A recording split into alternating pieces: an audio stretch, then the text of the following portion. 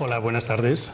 Como artista visual, bueno, suelo no trabajar, tengo un equipo, pero suelo trabajar solo en el estudio y estas puestas en escena me cuestan un poco, o sea, me tenéis que perdonar si no soy un ponente al uso, ¿no? Habrá partes leídas y ahí me voy a centrar en varias de mis series de trabajo para transmitiros una forma de mirar y de ver el mundo, ¿no? Como artista veréis que no tengo una forma ni una manera de hacer. Igual, según os vaya mostrando los trabajos, igual lo que veis en mí o en mi trabajo es una forma de mirar o de pensar que también es cambiante. Si me tengo que definir, si mi estilo, por decirlo de alguna forma, se tiene que definir de alguna manera, es que yo sospecho de todo. Y sobre todo dentro de mi territorio, digamos, por mi educación, yo me he formado evidentemente en artes plásticas y quizá donde creo que tengo que trabajar y hacer una labor y sospechar es justamente de esa iconografía, esa herencia iconográfica, este mundo, todas estas imágenes que nos rodean y que nos conforman. Vosotros sois en parte estudiantes de museología o gestores culturales, vais a trabajar con esa herencia cultural, que sepáis que en mí y en muchos otros artistas vais a tener a unos rebeldes que os van a cuestionar, que van a intentar que no normativicéis la mirada, por mucho que ya sea por educación o desde un museo o desde las instituciones se tienda a eso. La realidad es que ahora la concepción contemporánea es más justamente abrir las miradas, mirar de muchas maneras, ¿no? Y bueno, ahí los artistas creo que debemos de rebelarnos constantemente contra esas formas de hacer, de mostrar y demás, ¿no? Si me tenéis que interrumpir en cada serie de trabajo, veréis que son diferentes. Me interrumpís, me preguntáis en concreto por cada una de ellas. Mi manera de trabajar es como ciertamente un poquito científica. Cuando anoto problemas, anoto cómo funciona y cómo se estructura las imágenes en nuestra sociedad, cómo se nos muestran, y para tratar de desactivarlas o desenmascararlas, por decirlo de alguna forma, mi técnica se podría definir como perforante o mirar desde el otro lado. Siempre estoy cuestionando si esa es la forma de mirar, si no hay otras maneras. Y a la vez, digamos que lo que hago con esa iconografía, con esa herencia iconográfica, con lo que significan las cosas, los objetos, todo lo que nos rodea, los actos, las películas, la televisión, esas imágenes que heredamos, yo digo que como artista soy como un tenista, que aprovecho la energía y la inercia del poder de esos objetos, de esa herencia, y mediante leves o sutiles cambios o ese otro punto de vista toman otro sentido y otra dirección, ¿no?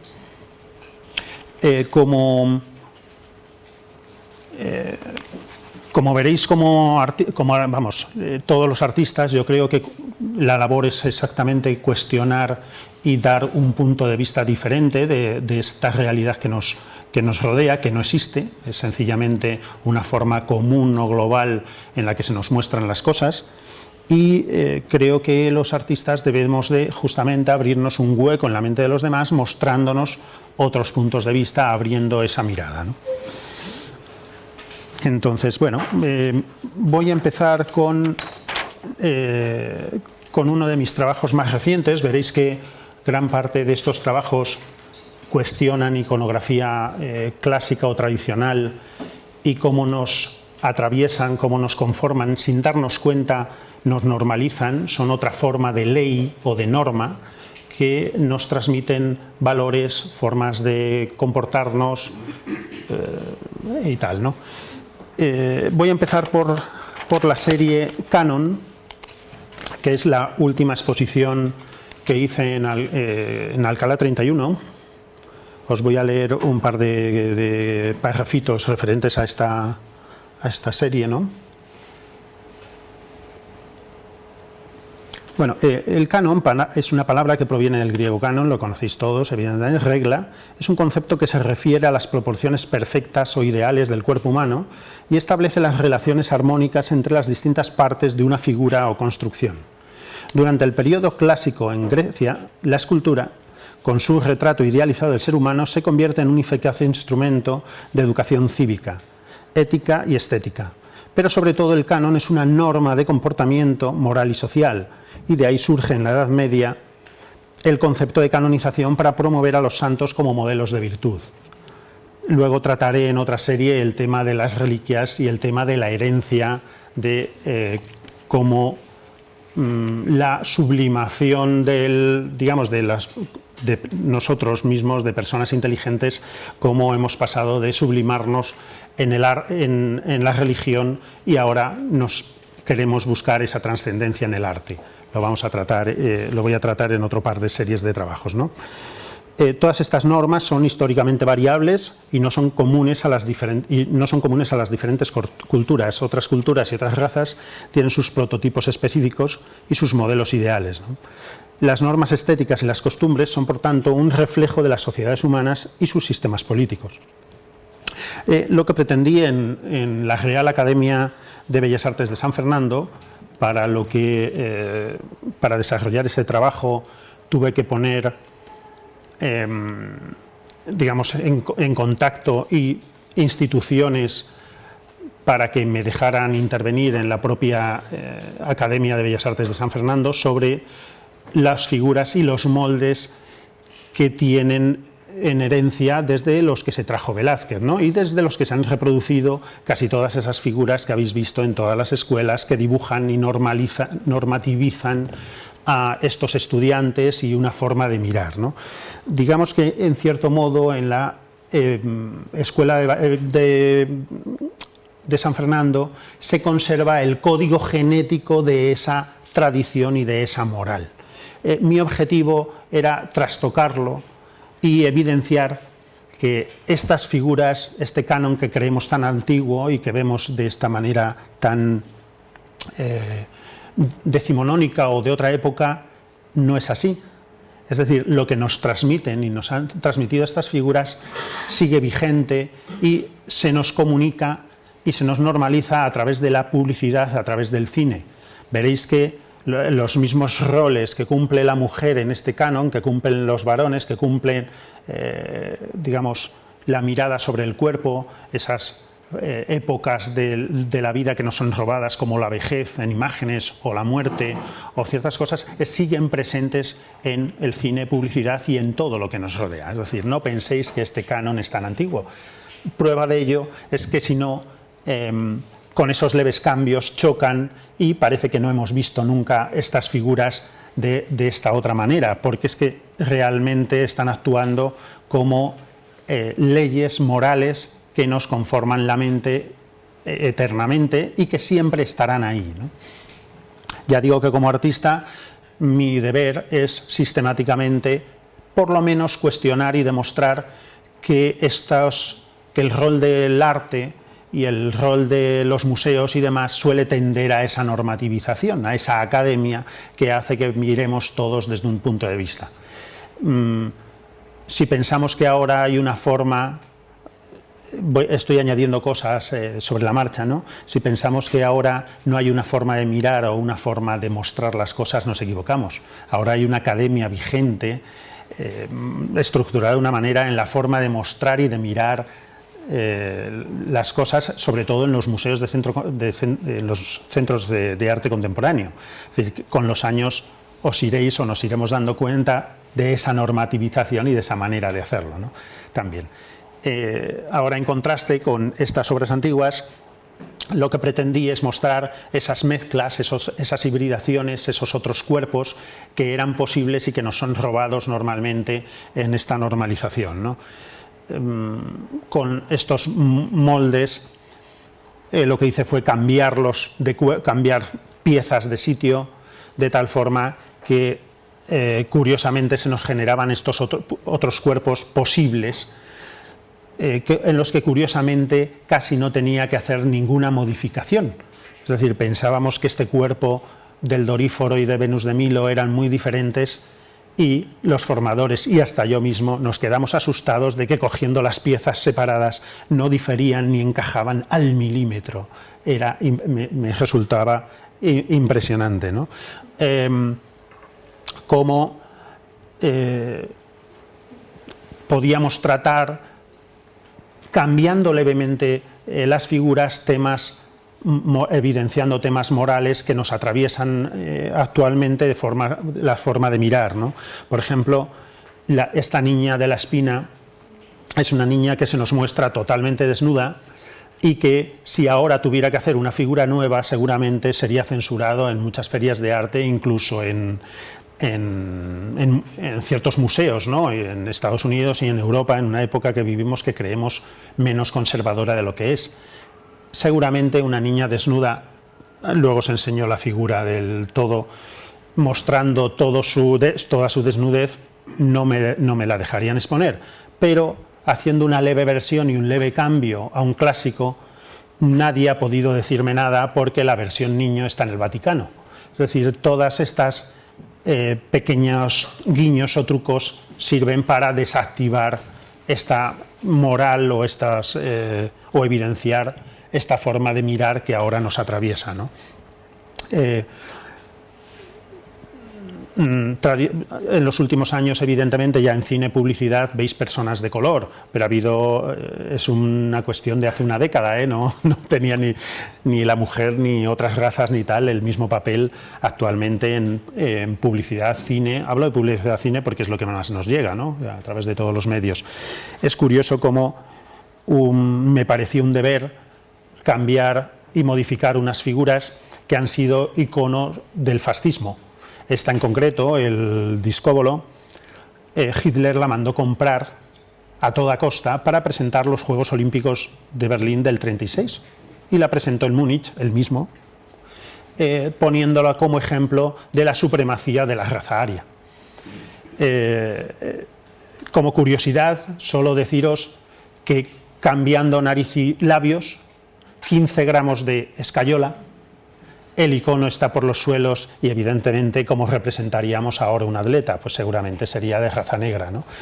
Como en escultura el color, y en estas esculturas el color no pesa, no importa, ya digo que el cambio fue de 15 gramos de escayola, ¿no?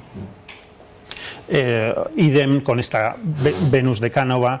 Tened en cuenta que tradicionalmente, a lo largo de toda la historia, las otras razas no han estado reflejadas, evidentemente, o como mucho como esclavos o como otro tipo de muñecos, ¿no? Poner un ejemplo de cómo en publicidad y cine, o en la misma sociedad, hemos exportado la vejez, hemos exportado la enfermedad y evidentemente la misma muerte, ¿no? La enfermedad no la vemos, está en los hospitales, la vejez está en los asilos, y la muerte, no, yo que soy ya más mayor, lo he visto como familiares mayores en los pueblos y tal, se morían. Eso también se nos ha hurtado. Son realidades de la vida que, aunque parezca que no, creo que deberíamos de conocer y vivir. Y sin embargo, poco a poco nos enfrentamos a un mundo que cada vez se nos muestra más como una especie de parque temático, ¿no? Entonces, yo sencillamente quiero demostraros que en publicidad y cine estos cuerpos no se ven. La mujer desaparece a los 20 y pico años, 30 años de las pantallas, el cuerpo, los varones en general igual.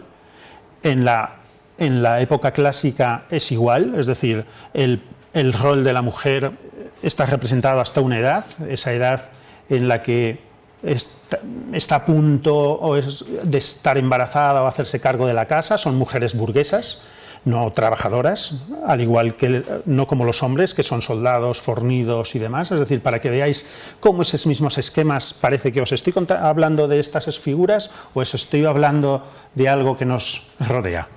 O sea, realmente, porque la lucha de la mayoría de la mitad de la humanidad es precisamente para evitar esto, ¿no? Con lo cual pensábamos que esto nos comunica temas muy antiguos y no es así. Solo con leves cambios. En la mayoría de las figuras las elegí lo más cercano al objetivo, para que fuera más eficaz, digamos, la destrucción del icono. Cuando ya veáis mi discóbolo, nunca volveréis a ver limpio el discóbolo original. Siempre os acordaréis de ese discóbolo negro que dinamitó ya esa imagen, ¿no? Esa ha sido mi pretensión con todas estas figuras. Evidentemente otros cuerpos, otras formas de ver la sexualidad, no sé, lo que somos realmente, ¿no? Romper el ideal. Nadie consigue ser rico, guapo, blanco, joven, tal. Vamos, quizá alguien lo consiga si lo ha heredado y lo consigue un año, pero la mayoría de esas cosas se pasan rápidamente. Entonces es sencillamente acercar y bajar de esos pedestales ese supuesto ideal, ¿no?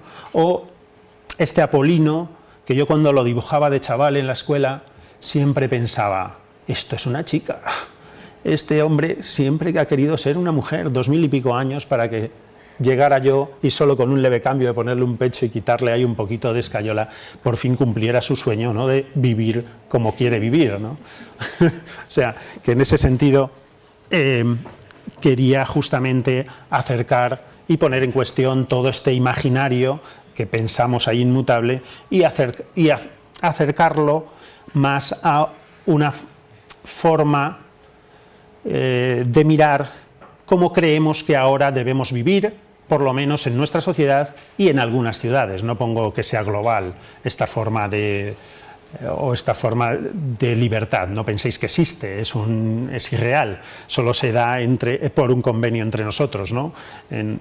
Y además en círculos pequeños y en concreto en ciertas ciudades occidentales, es decir, no cambia nada la visión, lo siento, pero bueno. Bueno, veis, este discóbolo es un discóbolo envejecido, partí de la misma figura de joven y dentro de esa masa muscular estaba este señor de 40 años más viejo. Es el viejo que iba a ser este discóbolo. Sigue siendo un señor con un porte importante, ¿no? De unos 60 y pico años, y trata el tema, por lo menos en la época clásica, como en el cine y en la publicidad, el varón sí que se conserva presente, por lo menos como prócer de la patria o intelectual togado. Y ocurre lo mismo en el cine. Mientras que la mujer desaparece históricamente, tanto en toda esta iconografía como en la actualidad en publicidad y cine, ¿no? Vale.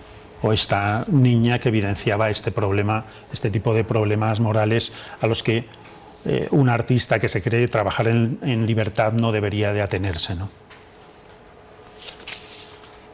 Bueno, la idea es eso, es intentar trastocar y modificar este ideal para adaptarlo a una nueva realidad difusa y dispersa.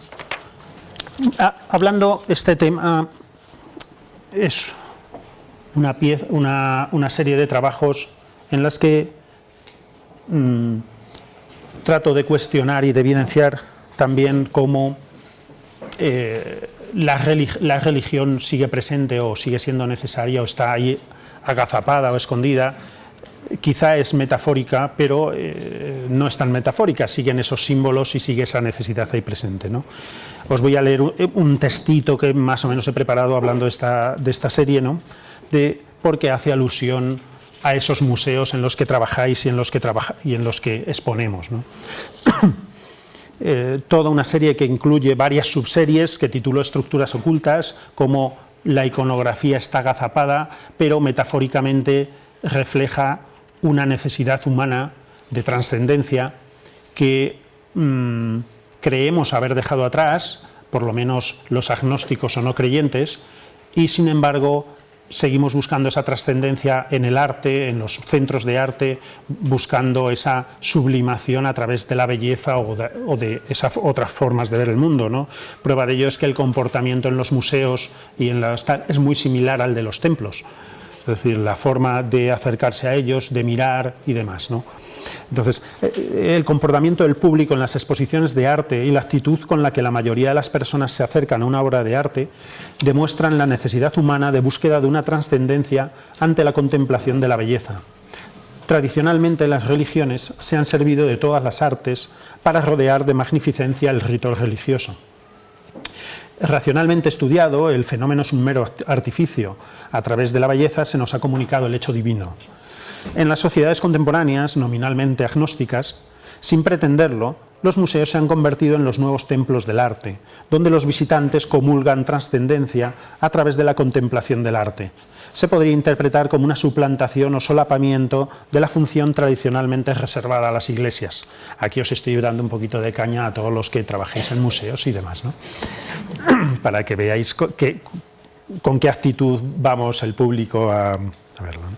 En paralelo, los verdaderos templos, cargados de arte e historia, reciben hordas de turistas que quieren ver los objetos religiosos con ojos y mente de quien va a visitar un parque temático. Ambos tipos de centros comunitarios tienen en común esos objetos artísticos y esa acumulación de belleza que parece pretender redimir al hombre de su mortalidad mediante una comunión conjunta que trasciende épocas y culturas. La religión y su iconografía ha sido el eje central de todo el desarrollo del arte de Occidente. Hasta en los artistas de las vanguardias perviven las temáticas y motivos. Si bien es cierto que la religión reorienta, utiliza y normaliza todas las necesidades vitales humanas, sus efectos perviven en las sociedades nominalmente agnósticas, ¿no? Irónicamente hablando, detrás del cuadro más revolucionario siempre hay una cruz. Incluso en las pinturas de desnudos, considerados tradicionalmente irreverentes, como la maja desnuda de Goya o tal, en ese bastidor hay una cruz detrás, ¿no? En el reverso tiene escondida una cruz, ¿no? Hace unos años, ahora os muestro un par de piezas, ¿no?, cómo la religión está en nuestro código genético social. Es decir, yo puedo decir que soy agnóstico y no creyente, pero no puedo decir ni afirmar que no soy católico ni cristiano. Es decir, incluida nuestra legislación, nuestra forma de ver, nuestra moral, y estamos condicionados por esa tradición y esa religión, ¿no? Os voy a mostrar una instalación que hice en Sagunto hace unos años, 6 en concreto, en la que, vamos a decir, comisarié una exposición con otros artistas a los que pedí colaboración. Les pedí un cuadro a 14 artistas con la condición de que no iban a ser mostrados. Es decir, los cuadros fueron elegidos por el reverso, iban a estar cara a la pared, castigados. Y yo, mi cuadro, que estáis viendo en la pantalla, que curiosamente es un paisaje uniformado, que está por ahí, al que le quité uno de los travesaños, lo llevé por todo Sagunto al lugar de exposición. Previamente, evidentemente, el verdadero trabajo de este tipo de piezas es la gestión, ¿no? Convencer al obispado de que nos dejaran eliminar toda la iconografía religiosa de una iglesia, de una pequeña iglesia, y convencerles de que íbamos a hacer una acción que no iba a tener nada irreverente. Evidentemente, ninguno de los artistas, ninguno de los cuadros, cumplí la promesa, evidentemente, cumplimos la promesa, tenía nada irreverente, ¿no? La verdad es que nadie se iba a dar cuenta, porque en realidad los cuadros iban a estar así, puestos cara a la pared, cada uno con su leyenda, su título y demás. Pero si esto lo hacemos en muchos museos, resulta lo mismo, es decir, estos símbolos perviven agazapados detrás, porque en el fondo lo que buscamos es lo mismo, ¿no? A un lado y a otro de la iglesia estaban los 14 cuadros con esta temática y el mío en el altar, con la peculiaridad de que durante 2 meses le estuvieron rezando a mi cuadro y celebrando las misas con esa iconografía, porque nada había cambiado. No cambió nada realmente en la iglesia. Nadie se dio cuenta de que allí en teoría había una supuesta exposición, porque no lo era. Seguían los cuadros volteados cara a la pared, ¿no? Es vía crucis de los artistas que son invitados a una exposición en la que no van a mostrar sus obras. Los cuadros están castigados cara a la pared mostrando su reverso. Sacrificio supremo del creador de arte que no ve recompensado su esfuerzo, en una suerte de humillación pública. El artista, máximo exponente de muchos pecados de esta época, y sobre todo el más grave de todo, del haber tenido solo fe en sí mismo, es sometido al peor de los suplicios. Es condenado a no mostrar su arte y a ser sacrificado en la cruz del reverso de su cuadro. Gracias al surgimiento de la burguesía y de los estados modernos, los artistas han generado un arte supuestamente libre del fin religioso. quizá con la crisis, el fin de los elevados presupuestos de los museos y el fin de la cultura subvencionada, tengamos que volver a trabajar para la Iglesia. Y yo, por si acaso, voy haciendo méritos. Dentro de esta serie os cuento qué piezas y qué estrategias sigo para desmontar estas teorías, ¿no? Uno de estos cuadros, luego os mostraré cómo otras iconografías han sido usadas como arma, no han sido usadas como control directamente moral o legal incluso, ¿no? Uno de estos cuadros que hice, un paisaje uniformado, yo no estudié pintura, no soy pintor, aunque esa serie es pintura sin pintura, ya os la mostraré luego porque también hay una transformación de la iconografía. En este caso fue un cuadro que... Yo no sé si tengo esto. Perdona. Vale, perdona. Bueno, un cuadro que me quedó fatal. La verdad es que quedó tan mal que no lo he mostrado nunca. Esta es la única imagen que vais a ver. Bueno, es un Sorolla, es una copia de Sorolla con camuflajes militares. Ya os explicaré luego ese trabajo. El caso es que quedó tan mal que se tiró así meses. Caral aparece en el estudio hasta que me di cuenta yo que fui a un colegio religioso, me pasé así bastantes ratos. Y curiosamente, quitándole este travesaño de atrás, se convertía en la pieza que ha llegado a ser. La verdadera obra no era el paisaje del otro lado, era esta. Hablando con un artista amigo, que sí es más religioso y tal, que estaba haciendo y preparando una capilla para los hermanos de San Juan de Dios en Alcobendas, me dijo: Mateo, necesito tu cuadro. Tu cuadro representa mucho más, o sea, aquí hay muchas más cosas de las que creemos ver detrás del cuadro. Aquí agazapados están todo el culto de la Edad Media a las armas de Cristo.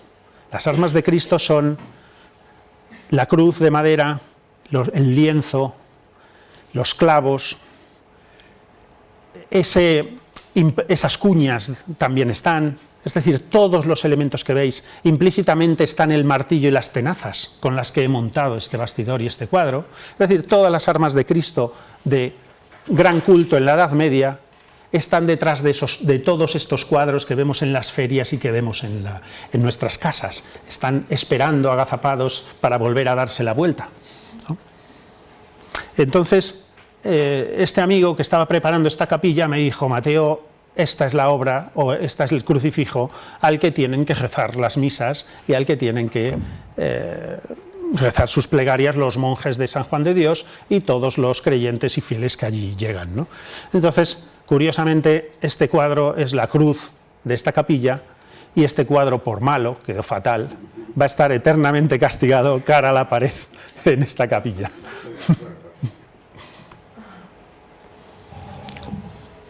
O sea, veréis que la forma de desactivar iconografía también puede ser irónica y que la forma de mirar aún seria, porque es un trabajo que considero muy seria, no deja de tener un cierto, es decir, la ironía tiene un cierto sentido del humor, ¿no? Aunque sea...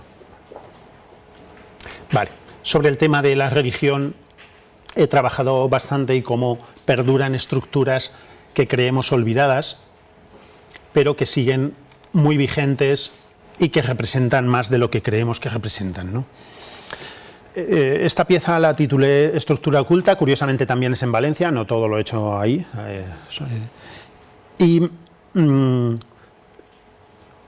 Es una alcantarilla de un cruce de las cruces de Madrid, es decir, son piezas reales de alcantarillado que nos van a recordar esto. Es una arqueología de la memoria, titulé Estructura oculta. Los sustratos del cristianismo entramarían el subsuelo en el que se asienta la configuración psíquica y colectiva de un país como España.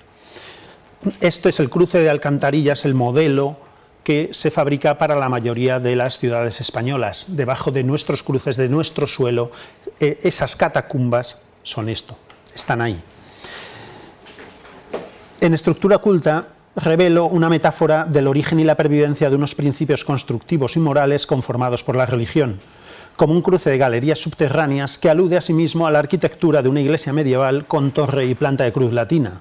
Los tubos de hormigón van canalizando la conducción de creencias bajo las superficies de las ciudades. Lo oculto permanece como una estructura y, al igual que en las conducciones, se va filtrando a través de los estratos hasta aflorar sinérgica y activamente en el exterior. Los tubos industriales que, en la organización geográfica y urbana de un país, canalizan las corrientes subterráneas de agua y residuos, representan asimismo el movimiento continuo de absorción y expulsión de flujos vitales y espirituales indispensables para la vida colectiva. El espectador se introduce en una estructura de canales abovedados cuyas potentes dimensiones evocan tanto una arquitectura como una trama subterránea de ingeniería, percibiendo su cuerpo en un interior que le acoge al tiempo que le traga o expele, cuyo acceso le está vetado al tiempo que le resulta familiar. Aquí no solemos acceder, pero están, ¿no? Pues en este submundo oculto e invisible arraigan las ideas, los mitos y las imágenes que emergen y discurren por las superficies cristalinas de las pantallas, las redes de circulación, las autopistas de la comunicación y las propias mentes.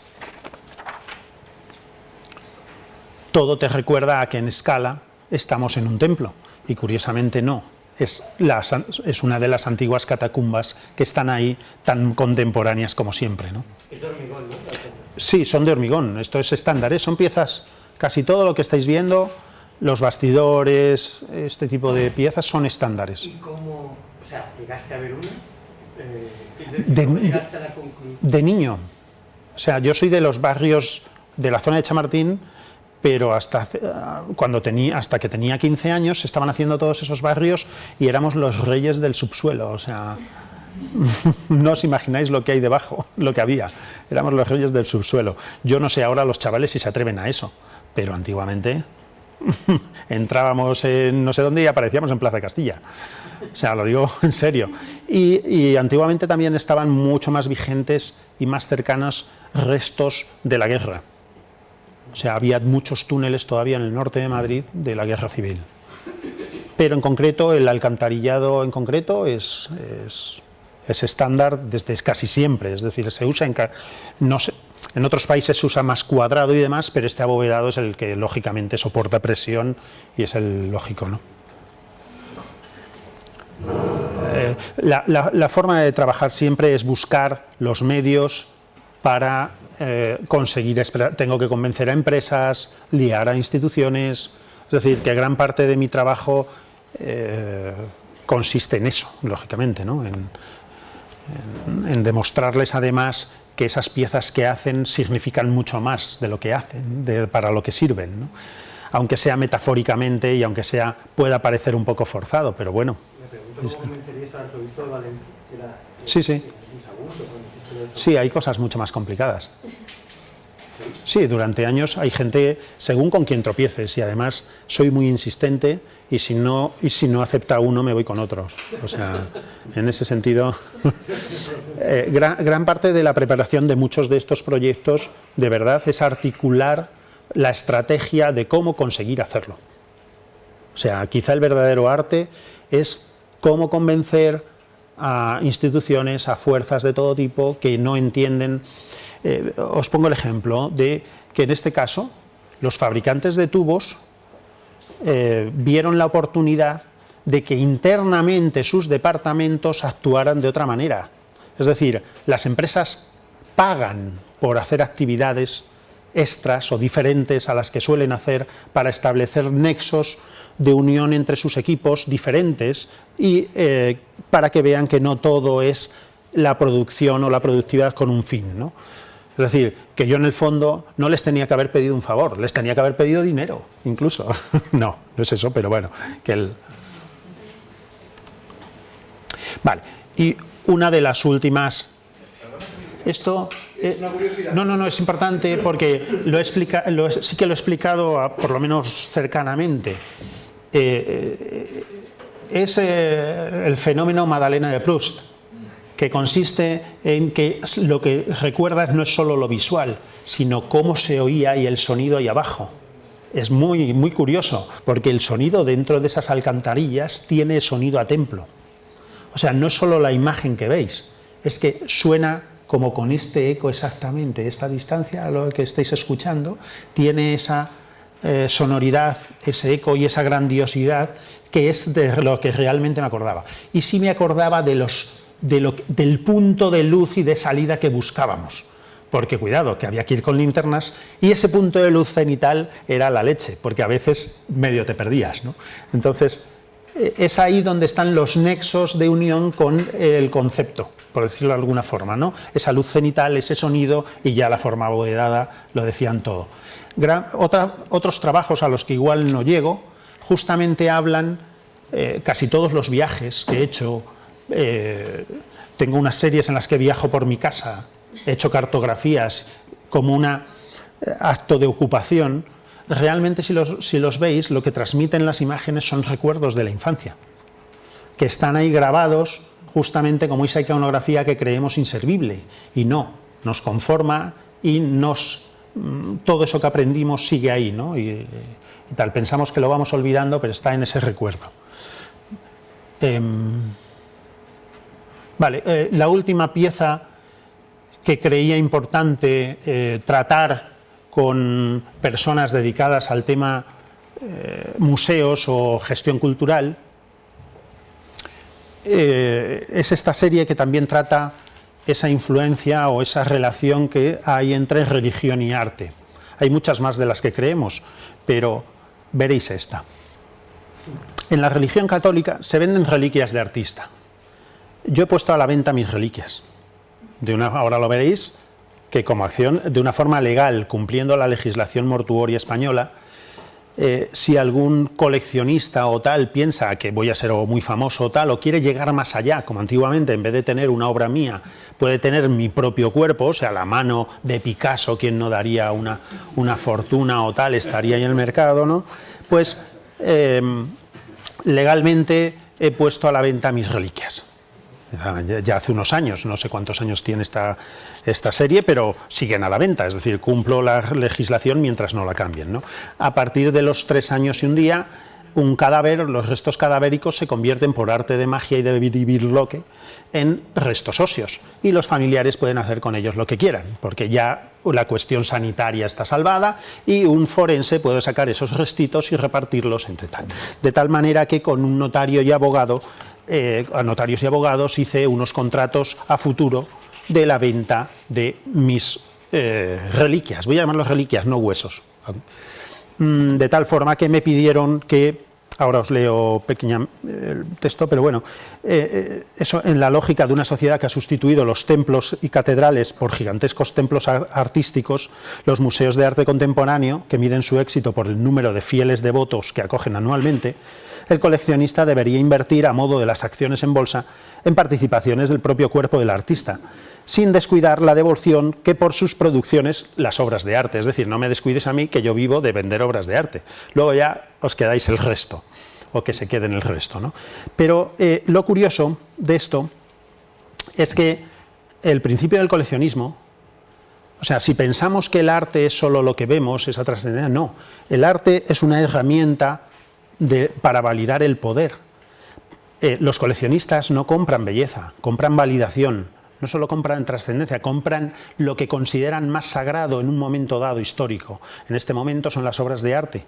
El coleccionismo empezó coleccionando reliquias. La aristocracia, desde la Edad Media, desde muy principios del cristianismo, la aristocracia, el poder, coleccionaba reliquias, lo que estaba más cerca de Dios, de la trascendencia, hasta tal punto que en el siglo de oro troceaban a los santos casi antes de que estuvieran fríos. Empezaban ya a quitarles huesos y de todo, precisamente en esa carrera desenfrenada por conservar lo más cercano a Dios, ¿no? El caso es que las reliquias siempre han estado catalogadas de diferente forma.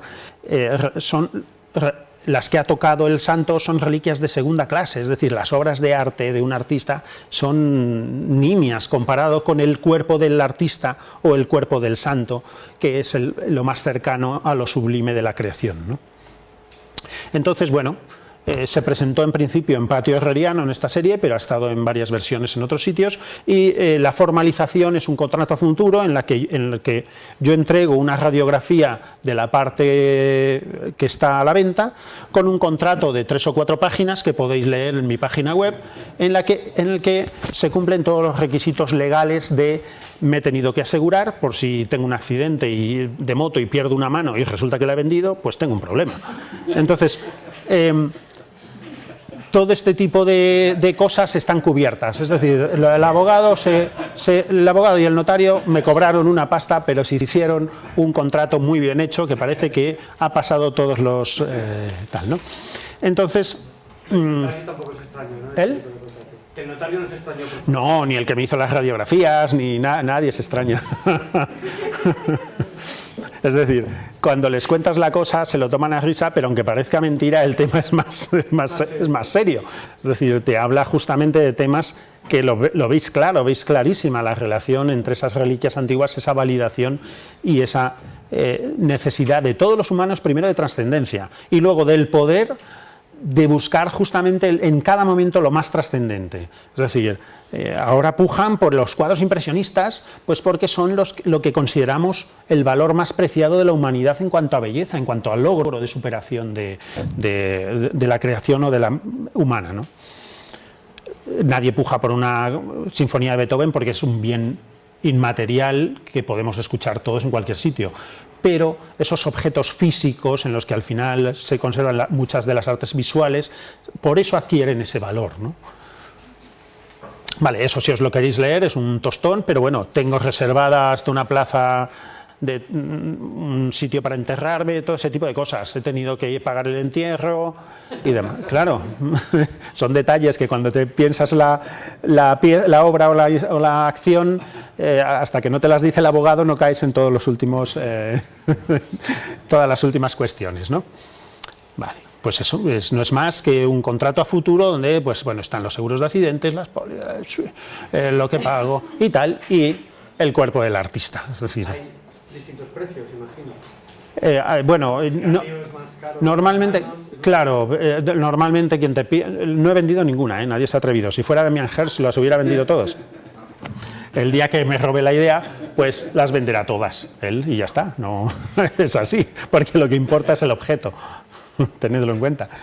Entonces, es evidente, como en toda obra de arte y en toda serie, parece que aquí los más caros son los primeros. En realidad, si se fueran vendiendo todos, los más caros serían los restos, lo que no quiere es decir lo último, ¿no? Pero bueno, esas cosas. Veis aquí cómo está planteado, ¿no? La descripción del hueso y demás, y por supuesto las fechas, aquí a partir de función corren los plazos para que la ley dé permiso para limpiar esos huesecillos, que ya me dijeron los forenses que no salen tan limpios como en las películas, que salen con muchas cosas, y entregárselo al coleccionista, que puede meterlo en una caja, guardarlo, tirarlo o lo que quiera, ¿no?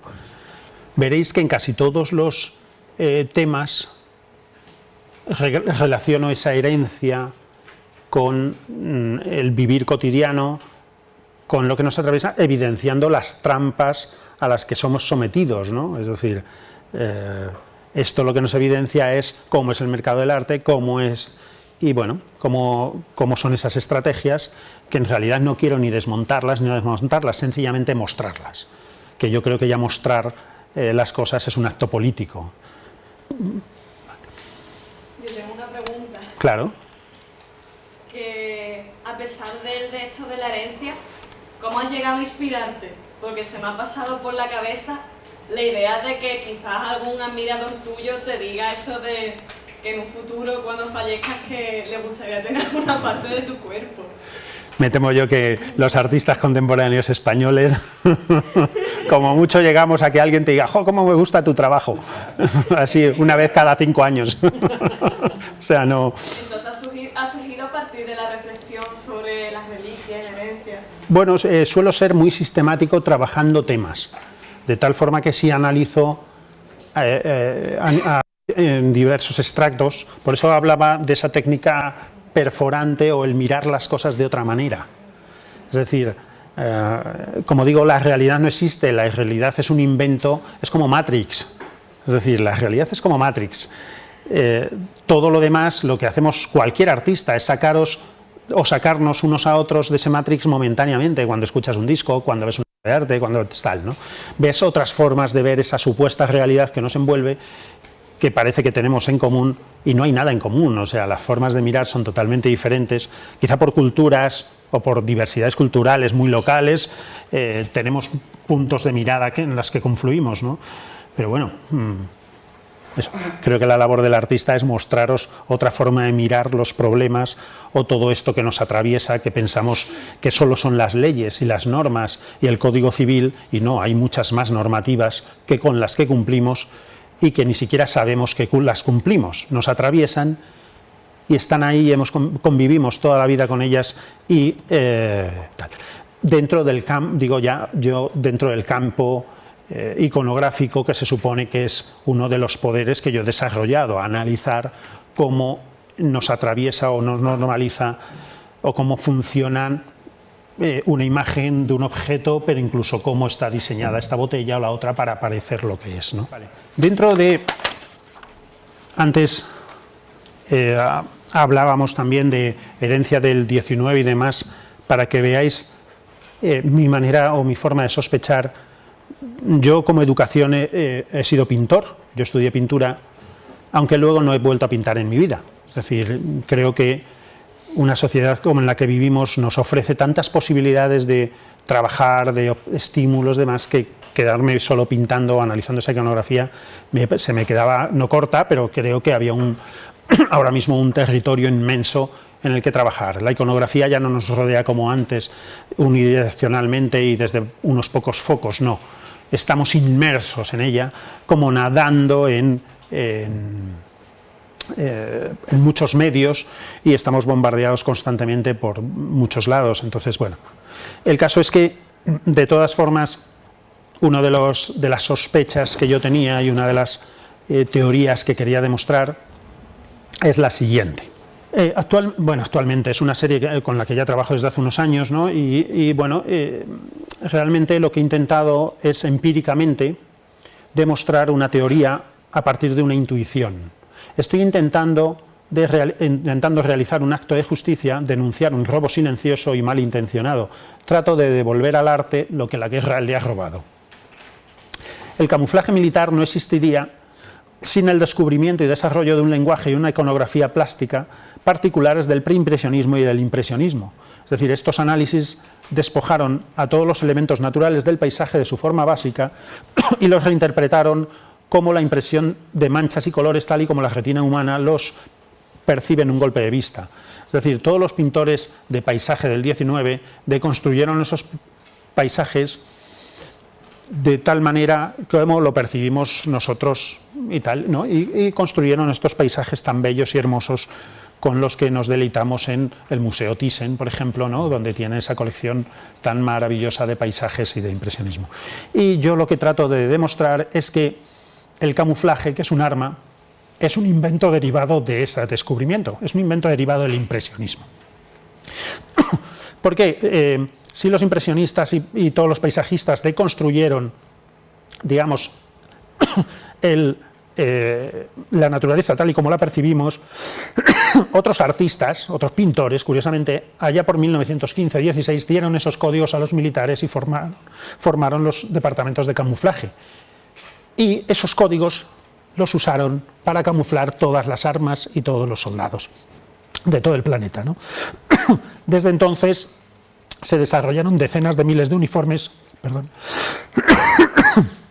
que te traducen o interpretan todas las texturas del planeta. Hay decenas de miles. Este es un Corot y este es un Carlos de Ais, holandés, hecho en Holanda, reinterpretado con escaneados de uniformes militares. No solo se describe todo el planeta, sino que además la tendencia mía fácil era usar ejércitos de potencias coloniales. Estados Unidos no es que haya colonizado todo el planeta, es que ha colonizado todos los paisajes con sus uniformes, tiene decenas de miles, describen cada terreno, con unos matices impresionantes, ¿no? Es decir, hay otros países que describen solo su territorio, sus ejércitos serán más defensivos o tendrán otro concepto, ¿no? El caso es que cuando tú te acercas a estos paisajes, este es otro Carlos de Aes, los árboles no dan fruta, dan medallas. Es decir, veis que son escaneados directamente. Yo lo que he hecho ha sido analizar cada área de esos cuadros, cómo el artista lo interpretaba a base de manchas de luz y colorines, y ya con un banco, al principio tenía pocos uniformes porque empecé cuando Internet no era lo que era y no estaba todo digitalizado, ahora los coleccionistas lo tienen casi todo colgado, cotejando con el banco de datos de miles de uniformes, cambio esa textura por una fotografía más o menos ampliada de un uniforme militar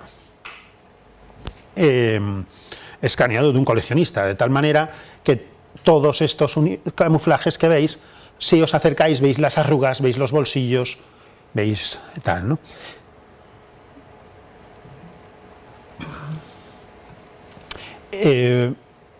Bueno, han estado en muy diversos tipos. Bueno, veis que hay chaquetas y demás, es decir, no está pintado, es pintura sin pintura. Un no pintor no se hubiera dado cuenta de estos códigos o de esta idea, ¿no? Es decir, que también la educación, lo que hablábamos antes de la forma de mirar de la educación para salirse de ella, es útil en cierto sentido, ¿no?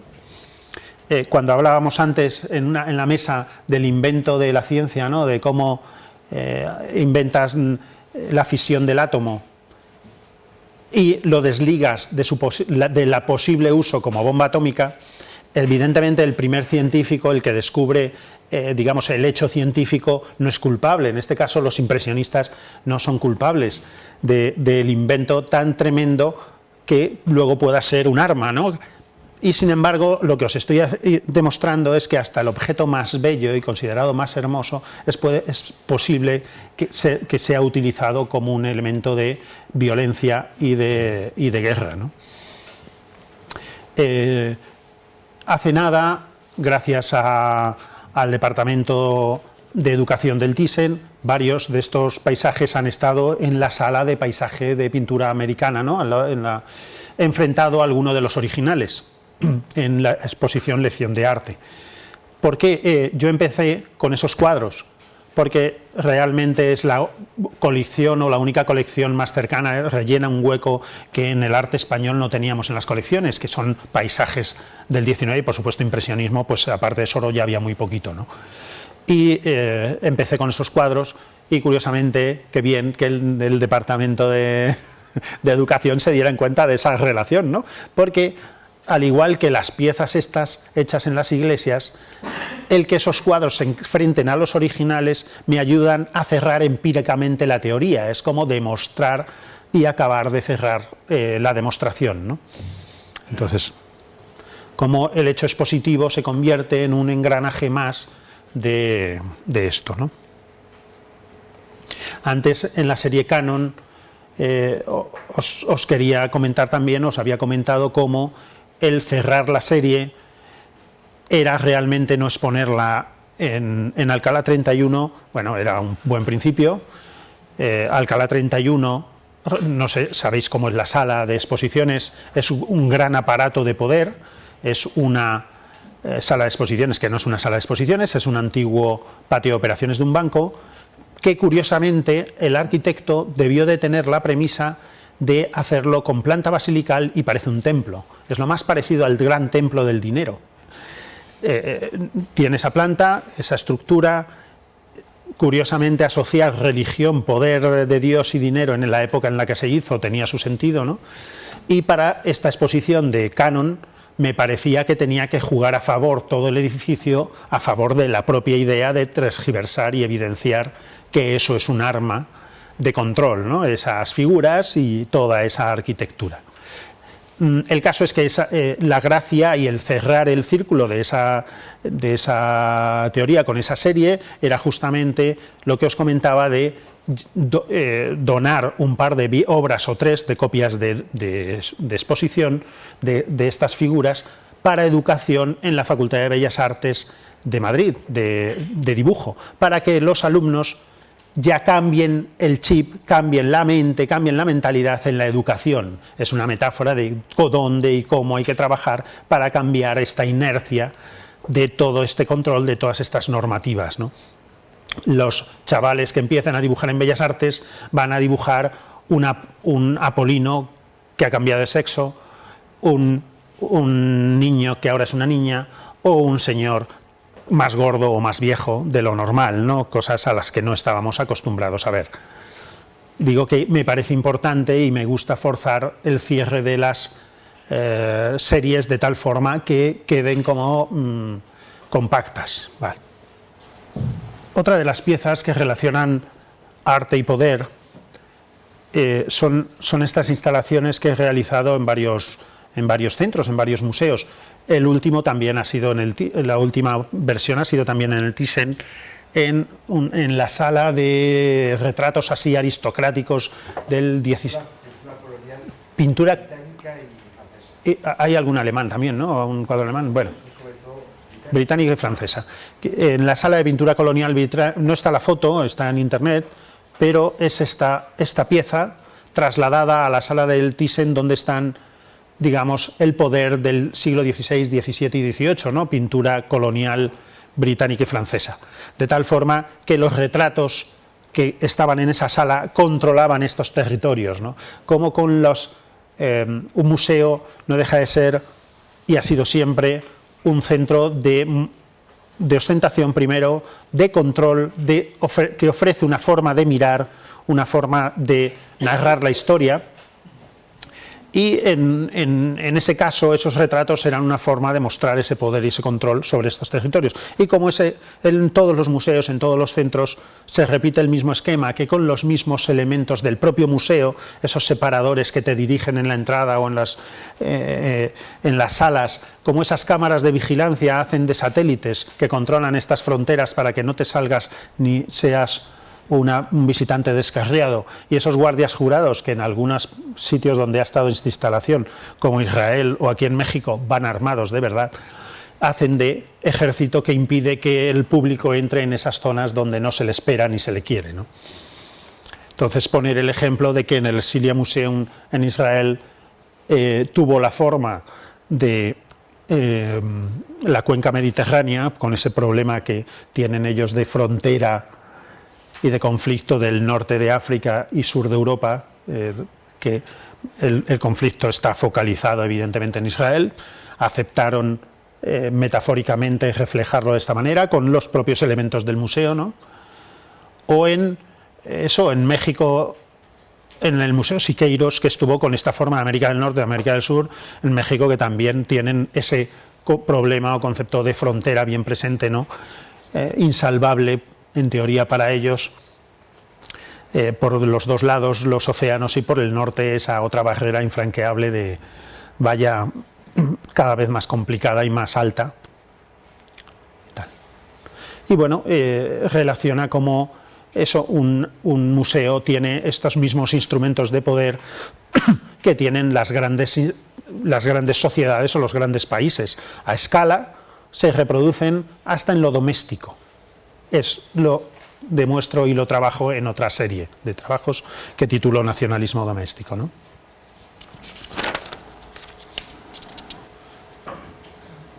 Bueno, lo que intento abordar es eso, cómo la guerra ha colonizado sin ser el poder espacios insospechados, ¿no? Pertenecientes tanto al ámbito de lo público como de lo doméstico. Lo cotidiano, las dinámicas de poder, la identidad individual y colectiva y los mecanismos de control, pues es donde me fijo. Es decir, esas figuras que hemos visto antes también son un mecanismo de control, al igual que estas barreras, ¿no? Son una forma de orientar y de canalizar la mirada. Bueno, he trabajado a lo largo de varios años en muchas series y subseries con una serie de ideas que he englobado bajo el concepto de nacionalismo doméstico. Ya desde hace 20 años establecí un nexo de unión, un análisis de una manera muy Foucaultiana, ¿no? De cómo mostrando y analizando una porción tan mínima de la sociedad como pueda ser una familia o un hogar, se reproducen los mismos esquemas que a nivel social. Como en una casa hay zonas de influencia, hay contratos, hay zonas de conflicto, y todo eso conlleva una serie de iconografías y demás que, curiosamente, cambiadas de lugar y de forma, parece que se confunden con las de un país legítimo, ¿no? La pieza que estáis viendo es una pieza que hice también en Valencia, no sé por qué estamos tanto en Valencia, pero bueno, en La Gallera, ¿no? Era un espacio que insistí mucho, en una pieza que me daba lo mismo si iba a ser mucho o más o menos visitada, pero el sitio era importante, es un coso de peleas de gallos del 19, de tal manera que, aparte de que ahí no se votaba, se apostaba, se podía ver desde arriba. Perdona, sí. Sí, de tal forma que tú, el visitante, veía una exposición que tenía esta casa reproducida con esta forma tan iconográfica que reconocemos todos, ¿no? Y dentro estaban gran parte de las piezas de nacionalismo doméstico. El vídeo realmente es un daño colateral. Pedí por favor que para el desmontaje me dejaran grabarlo, poner una cámara en lo alto, y los 3 días que duró el desmontaje estuvo grabando este desmantelamiento que ahora mismo se nos tacha como una metáfora de lo que nos ha sucedido los últimos 6 o 7 años de desmantelar el país, la sociedad que conocíamos, ¿no? Del estado del bienestar, de tal manera que los operarios lo primero que se llevan son los muebles, las cositas pequeñas, pero al final, pues claro, acaban llevándose las puertas, las ventanas, tirando los tabiques, y al final queda lo que queda. Como esa casa de todos pues acaba como vemos, ¿no? El caso, una de las curiosidades es que esto se grabó exactamente el lunes, martes y miércoles, el lunes después del domingo que Rajoy ganó las elecciones. Entonces, bueno, ya metafóricamente ya tenemos ahí casualidades, pero bueno, están ahí, ¿no? El caso es que en esta serie de trabajos los elementos, paisajes y formas del campo de batalla se confunden con las del hogar. Mi intención se resume en un vídeo, que igual luego, si nos da tiempo, os pongo, en la que se combinan los gestos y actitudes reconocibles de una celebración familiar con los preparativos y desarrollos de una batalla. Las escenas se suceden unas a otras, contaminándose hasta que todas forman parte de una misma tensión violenta, hasta que no distinguimos si estamos comiendo o luchando, ¿no? Bueno, lo que pretendo es difuminar esas fronteras del territorio de lo privado, e ironizo con las grandes verdades, magnificando las pequeñas batallas. En nacionalismo doméstico, en toda la serie, nos encontraremos defendiendo un terruño cada vez más pequeño en un acto absurdo de egoísmo sin finalidad, ¿no? La guerra en casa, cada día, igual que fuera, ¿no? Un microcosmos casero que refleja el macrocosmos. Hay toda una serie de trabajos, ya desde hace 20 años, que evidenciaban esta tendencia nacionalista de los pequeños grupos, contrapuesto a ese gran nacionalismo imperial, vamos a decir, implantado desde el centro de la península, de tal forma que lo que pretendía parodiar era cualquier tipo de nacionalismo, ¿no?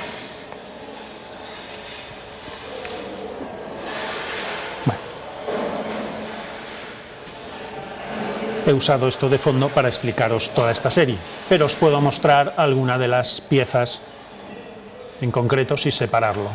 Vale, es una serie muy amplia en la que, pues, con los manteles y servilletas superponiéndolos, he hecho todas las banderas de los países, en las que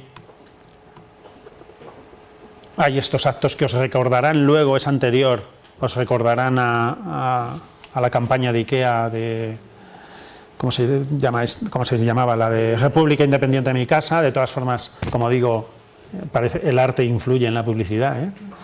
¿No te han pagado royalties? No pagaron royalties, pero además fue una inspiración, ¿eh? No fue una copia. El problema y la evidencia estaban ahí. Es decir, esto lo que reflejaba es algo latente, que luego, un par de años o 3 después, sí, unos publicistas que sí conocían esta serie, porque me ha pasado con varias agencias, luego os cuento una anécdota, les funcionó muy bien la campaña, porque ese problema está, esa iconografía, esa necesidad está ahí. Los artistas lo único que hacemos es traducirla, visionarla o evidenciarla con una mirada quizá más fina que los demás, pero el problema ya estaba vigente, ¿no? Estaba alargado y estaba ahí. Pero ellos lo tematizaban de una forma distinta, más positiva. Bienvenido a la República Independiente de tu casa, era como la fortaleza.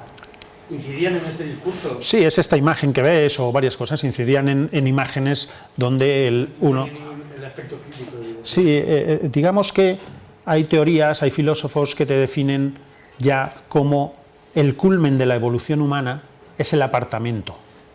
O sea, es el individuo solitario en su apartamento. Es como el culmen de la evolución, a lo que más que hemos llegado, pero además a lo que ha aspirado toda la historia, ¿no? En ese sentido, ese apartamento autoabastecido, ¿no?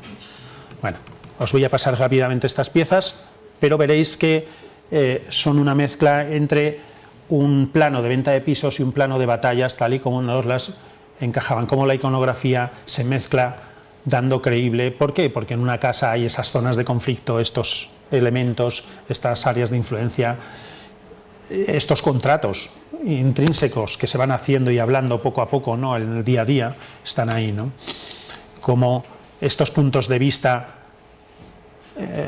que corresponden también a otra serie de viajes previos a esta conquista de este territorio. Yo lo que hice fue mapearlo y viajar por él, como se ha hecho históricamente.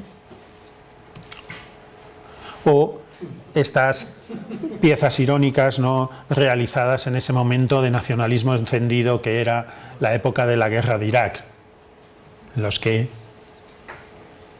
bueno, la imagen habla por sí sola, ¿no? Vale, o estas instalaciones que están, pues me parece que está en Artium, con estas mesas que son si os fijáis en la iconografía real, donde se dirimen las batallas, donde se dirimen las derrotas, donde se pactan las cosas, es en mesas. Realmente, simbólicamente, estas mesas tienen la forma de esos territorios, ¿no?, que se ocupan, que se distribuyen en esas mismas mesas. Evidentemente, las banderas que deberían enarbolarse al lado de esos territorios son esos manteles, ¿no?, que están aquí. O hay, dentro de esta serie hay una subserie que, en la que relaciono la guerra y la comida. La guerra y la comida son actos humanos que en el fondo son muy similares. Consisten en matar a otros seres para conseguir su energía, de una manera o de otra. Es decir, básicamente el esquema es ese, de tal manera que luego hay muchísimos ritos y muchísimos actos preparatorios y demás que se parecen mucho, son muy similares, incluido la herramienta, que antiguamente la hacían los herreros, la misma, la de matar y la de la cocina, ¿no? Y bueno, hay vídeos y demás que relacionan a través de imágenes de películas y publicidad que relacionan estos dos temas con una tal. Vale, no, creo que me queda otra pieza en la que sencillamente os quería sacar eso de un área de confort para que veáis que la iconografía puede tener muchos usos, puede tener muchas visiones y se puede utilizar de muchas maneras diferentes, para bien o para mal, ¿no? Y que la labor de los artistas debe ser activarlas y desactivarlas. Son series que conviven, no penséis que todas estas series han sido abiertas y cerradas en algún momento. Se van muriendo solas cuando veo que no hay más trabajo en ellas. Entonces tengo una serie de trabajos que tienen relación con ese nacionalismo doméstico, en los que lo que hago son mapeados y viajes por mi casa. De tal forma que un viaje con una pequeña, ya son del 2000, del 2001, con una pequeña microcámara en un tren se convierte, proyectado en directo en la pantalla, en un viaje por un espacio desolador o como si estuvieras en Siberia. Son valles, extensiones heladas, ¿no?, que es lo que ves a través de ese viaje, ¿no? Os voy a poner quizá una de las más, o esta pieza que hice para Doméstico, en la época también de la guerra de Irak, en la que me propusieron colaborar. En Doméstico los comisarios alquilaban todos los años un piso de Madrid e invitaban a 5 o 6 artistas, dependiendo de las dependencias que tuviera el local, el piso, a hacer una acción en cada una de las habitaciones. Yo les pedí para la ocasión que por favor no me tocaran nada del salón, que tal y como estaba yo iba a llevar un pequeño juguete que iba a sobrevolar el salón y la imagen se iba a ver en televisión. La imagen que se veía en televisión era una imagen muy similar a la que nos tenían acostumbrados para aquellos momentos, esas visiones cenitales de centros de producción de armas masivas y de destrucción de Irak y todo este tipo de cosas, y yo sencillamente los reflejé en el mismo espacio doméstico y a quien se veía era al mismo espectador, como siendo observado por esas superarmas que luego nos dimos cuenta de que eran drones. O esta misma pieza, como la iconografía, cambiando la escala, cambia de significado, pero curiosamente, ahora os enseño una pieza, en este caso es mi mesa de trabajo sobrevolada por un avión. Lo que ves en el monitor en directo son estas escenas también a las que estábamos tan acostumbrados. Esos botes de pintura son instalaciones industriales y esos territorios y papeles parecen pues zonas de no sé, pues urbanas o de la periferia de una ciudad que pueda ser atacada en ese momento o dominada, ¿no?, por este avión que la sobrevuela. Curiosamente, en la instalación que hice en Matadero, que me llevé toda la casa, pedí la colaboración de Scalectri, que me regalaron 400 metros de pista y bastantes cochecitos a los que un ingeniero me los tuneó, no sé qué, y planteé un viaje por todas mis cosas. Ese viaje, cuando entrabas en la sala de Matadero, pues parecía todo chatarra, evidentemente, porque es como el mundo, como la vida misma. La vida se ordena linealmente con tu viaje, con tu caminar o con tu forma de mirar. El coche ordenaba. El viaje en coche, en directo, proyectaba la imagen en una gran pantalla y ordenaba todas esas cosas como un gran viaje que te evocaba los viajes de niños, los recuerdos de viajar por España, por la península, mirando por la ventanilla y veías todos estos objetos. No os voy a poner el vídeo para no alargar demasiado esto, pero bueno, aquí veis que como el cambio de escala, curiosamente establecía una relación entre la parte industrial y, vamos a decir, la parte noble de las ciudades. Es muy curioso que sencillamente solo salía que para hacer los extrarradios y tal de Madrid necesité de la parte industrial de mi casa, que es el estudio. Es decir, los botes, toda la parte de trabajo se convirtió con total naturalidad en el cambio de escala en esa parte industrial, mientras que la parte noble de discos, libros, la zona de la vivienda y la casa se convirtió en el centro de la ciudad.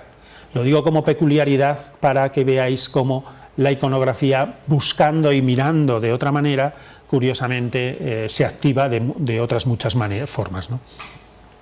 Y ya solo me queda, tengo muchas más series de trabajo, pero las que he preparado precisamente hablando de esta herencia iconográfica, de cómo hasta los objetos más cotidianos están cargados de un potencial que puede ser traducido y utilizado, ya no en estilo duchampiano, ¿no?, sino cómo se ha ido cargando cada cosa, cada situación a lo largo de la historia, están ahí y están presentes, ¿no?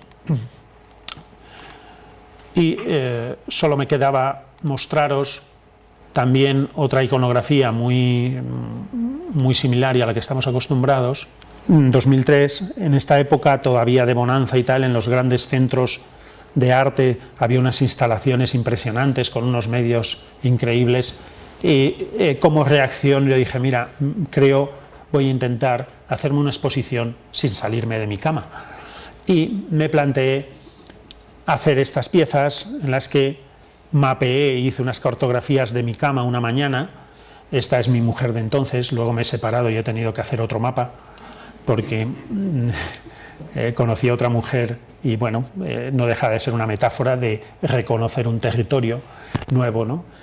Y esta cartografía que veis no se ve muy bien y está además aplastada. No sabía que estabais viendo todo así un poco vertical. Pero bueno, es un mapa de mi cama una mañana con todas sus curvas de nivel, este tipo de cosas, ¿no?